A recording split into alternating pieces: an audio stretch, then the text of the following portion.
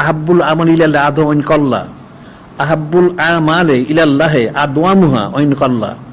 হাদিস হচ্ছে আল্লাহর কাছে প্রিয় আমল হলো ওইটা যেটা দায়মি হয়, যদিও অল্প হোক।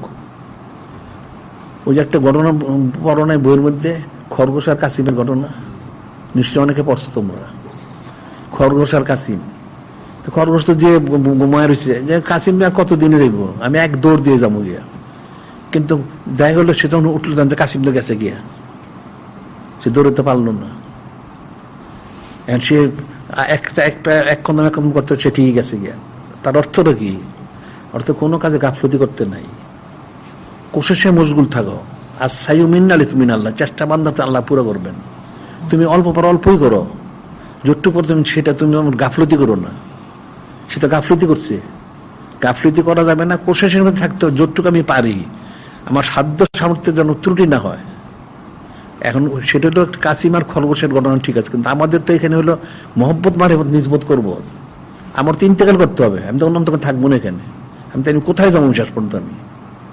আমি যদি নূরে মুজাসসাম হাবিবুল্লাহ হুজুর পাক সাল্লাল্লাহু আলাইহি ওয়াসাল্লাম কাছে যদি ওনার রেজামন্দি সঞ্চয় লাভ করতে, আমার জিন্দেগি কামিয়াব। আর ব্যতিক্রম হইলে তখন কি হবে? তা আমার তো বিষয়টা, আমাকে তো কোশিশে থাকতে হবে। সমস্ত ন্যাক কাজগুলির কোশিশে আমি থাকবো। কোনটা কদ্দুর পারলাম আমি না পারলাম সেটা আমার দেখার বিষয়, কিন্তু আমার কোশিশটা ঠিক করতে হবে।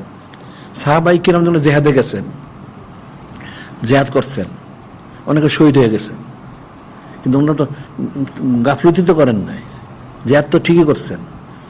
এখন জেহাদের পরে কি হবে সেটা পরেরটা পরে, কিন্তু জেহাদে তো শক্তভাবে জেহাদ করতে হবে।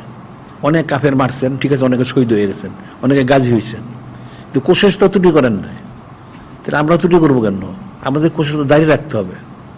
অবশ্যই আমরা একসময় মঞ্জিলে পৌঁছতে পারবো,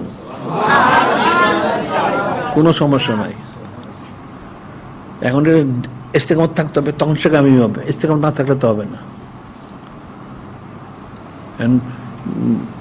তাহলে ঠিক আছে, সুলাসি হোক, সামনে দিয়ে আমার কোনো অসুবিধা নাই। আর এরপর তোমরা এই 12 শরীফগুলির ব্যাপক ইয়ে করার জন্য আঞ্জুমানটা জোর দাও। প্রত্যেকে তোমরা যত কাজ কামি থাকো ওই দিনের জন্য, ওই এক সপ্তাহ ওই দিনের জন্য তোমার কাজটা গুছায় রাখো। ওই দিনে তোমরা বসলা, শুনলা, আলোচনা করলা, হইল। কোশিশ না করলে তো মুফতে কোনো জিনিস পাওয়া যায় না, কোশিশ করতে তখন পাওয়া যায়।